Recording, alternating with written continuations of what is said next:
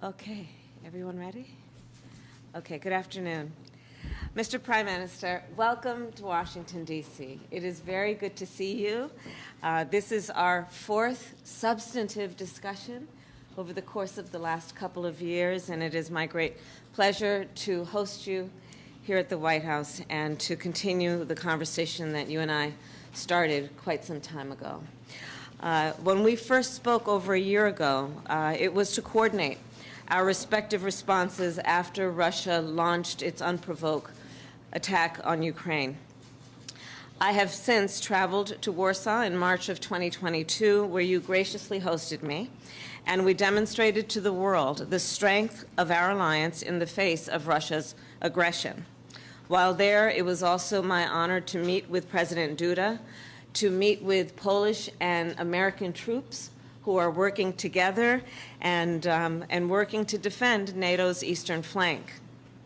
I also, while I was there, had the opportunity to meet with refugees who are in Poland, thanks to the gracious welcome that they have received behind some of these cameras, traveled to Warsaw on my behalf to follow up on the conversation that you and I had. And then since, of course, my trip to Warsaw, President Joe Biden has traveled twice to your country.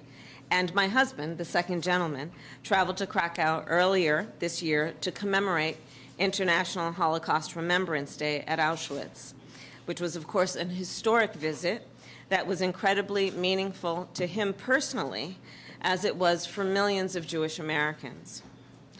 These visits, Mr. Prime Minister, and meetings reaffirm the very strong alliance between the United States and Poland.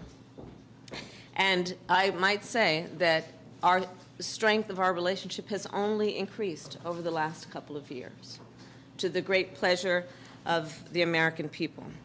Poland is a valued ally, a partner, and a friend, and we have an enduring relationship based on shared priorities and democratic values. So today is a continuation of the conversation that you and I started some time ago, and I look forward to strengthening and continuing to strengthen the relationship between our two nations. Welcome again. Welcome. Welcome. Thank you.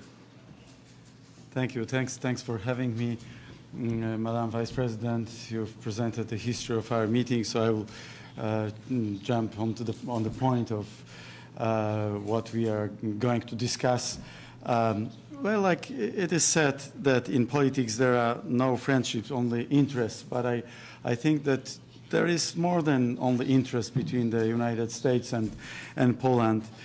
Warsaw and Washington are two poles of Western civilization, and the current situation in Ukraine, and not only this, we had a brief chat about Africa just before this meeting, and it's so visible to me, so clear to me that we have to work hand in glove in many different regions all over the world. There are no nations that love freedom as much as Poles and Americans, and this unites us as well. And today we stand together in defense of the freedom of the Ukrainian people.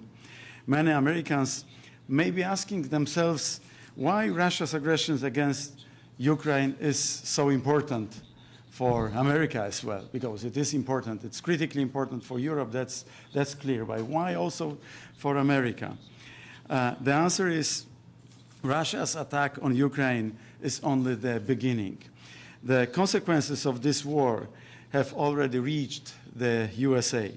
I know that as in Poland, many American families suffer inflation, post-pandemic, post-energy crisis, and as we call it, Putinflation, inflation triggered by Russian attack on Ukraine. And after the fall of communism, Russia lay in wait for nearly 3 decades. But the resurgence of Russian imperialism is a harbinger of a new Cold War. If we do not defend Ukraine, we risk a global conflict, global crisis of difficult to imagine proportions.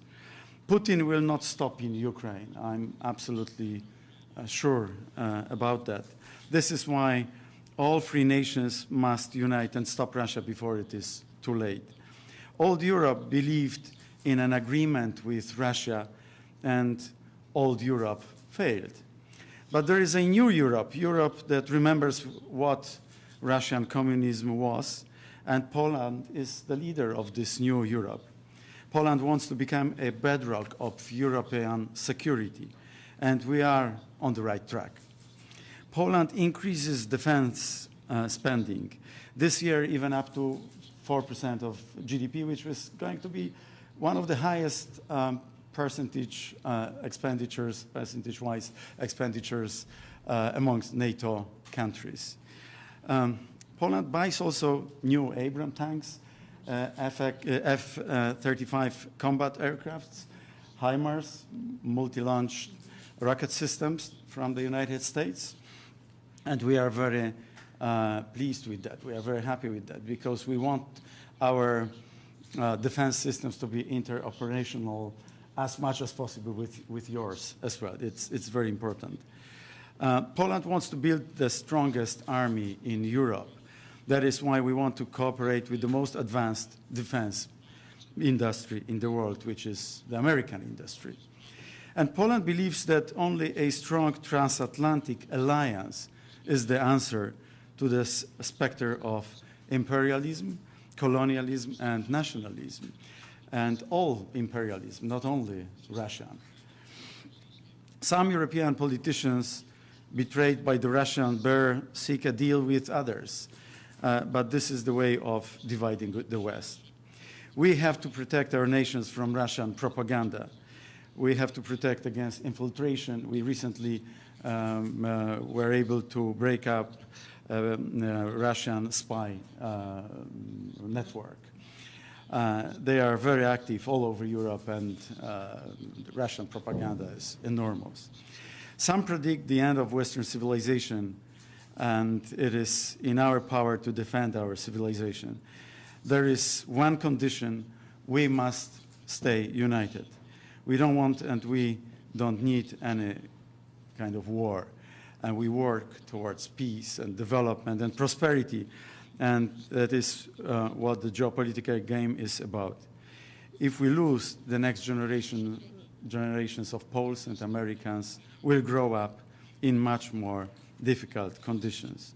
That is why I would like to talk to Madam Vice President about strengthening our relations, not only the military ones, but also political and economic relations. And I want to thank you personally, Madam Vice President, the entire American government, administration, President Biden, of course, and the entire American nation for supporting Europe so strongly and for staying united with us all.